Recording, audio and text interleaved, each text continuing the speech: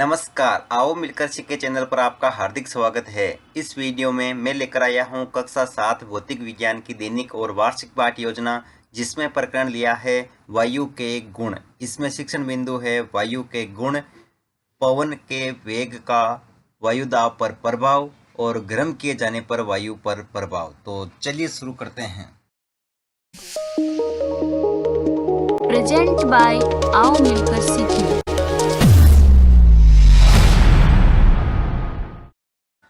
सर्वप्रथम लिखेंगे विद्यालय का नाम, जहां पर आप ये लेसन प्रस्तुत करेंगे। कक्षा 7 विषय भौतिक विज्ञान, प्रकरण वायु के गुण। यहां पर दिनांक, कालांश और समयावधि 30 मिनट। फिर टेबल ड्रॉ करके एक तरफ लिखेंगे शिक्षण उद्देश्य, दूसरी तरफ अपेक्षित व्यवहारगत परिवर्तन। शिक्षण उद्देश्य में पहला लिखेंगे ज्ञानात्मक। इसमें लिखना है विद्यार्थी वायु के गुणों से संबंधित विभिन्न तथ्यों का प्रत्यास्मरण कर सकेंगे।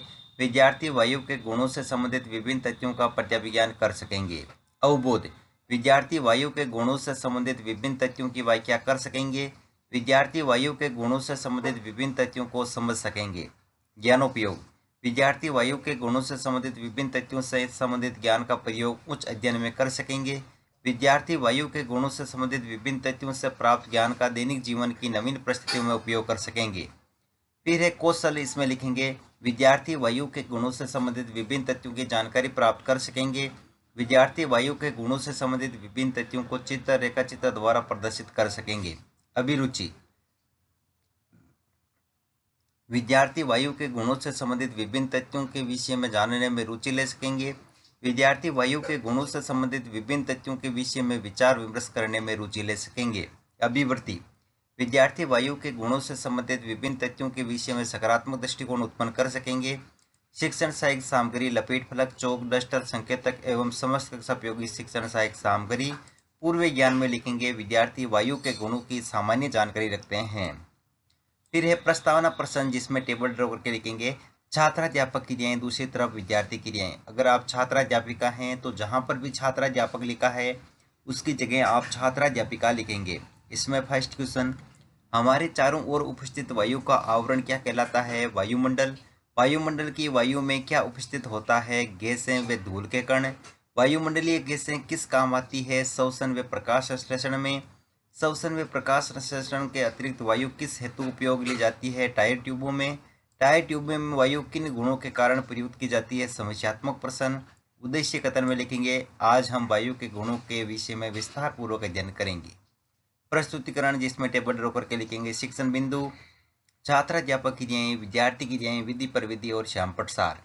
शिक्षण बिंदु में पहला लिखेंगे वायु के गुण, जिसमें विकासात्मक प्रश्न में पहला क्वेश्चन, पवन चक्कियां किससे चलती है? पवन से। गतिशील पवन किसे कहते हैं? गतिशील वायु को। वायु के किस गुण के कारण पवन चक्कियां चल पाती है? निरुत्तर विधि में प्रश्नोत्तर विधि।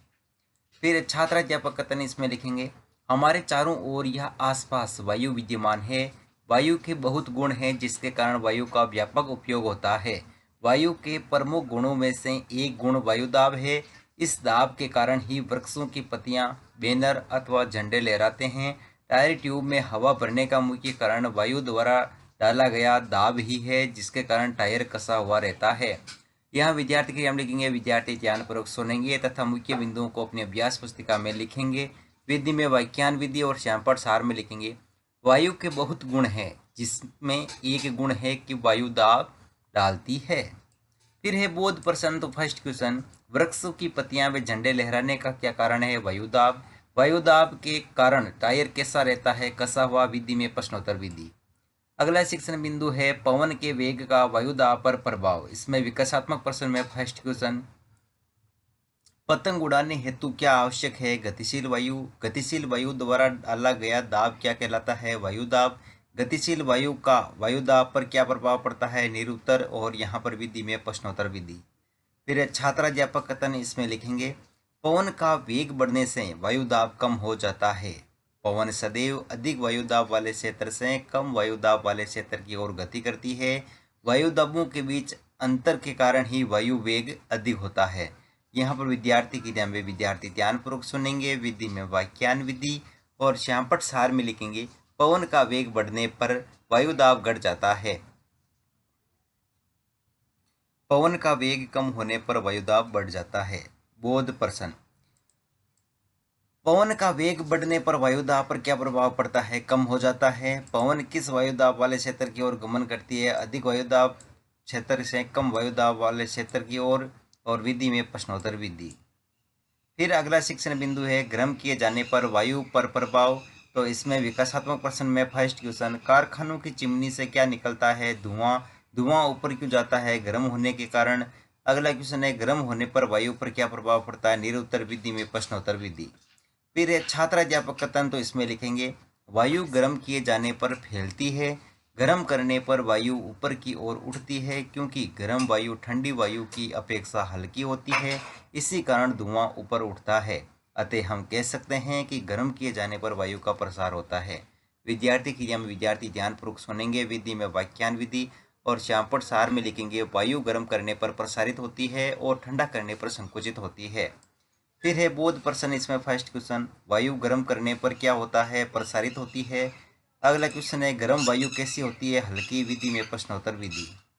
अंत में है मूल्यांकन प्रश्न। तो इसमें फर्स्ट क्वेश्चन, ठंडी वायु गर्म वायु की अपेक्षा होती है हल्की, भारी, बहुत हल्की, बहुत भारी।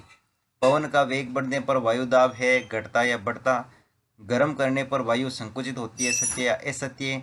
वायुदाब पर टिप्पणी लिखिए। पवन के वेग का वायुदाब पर क्या प्रभाव पड़ता है? और गृह कार्य में लिखेंगे गर्म करने पर वायु पर क्या प्रभाव पड़ता है? और अंत में परिवेक्षक टिप्पणी।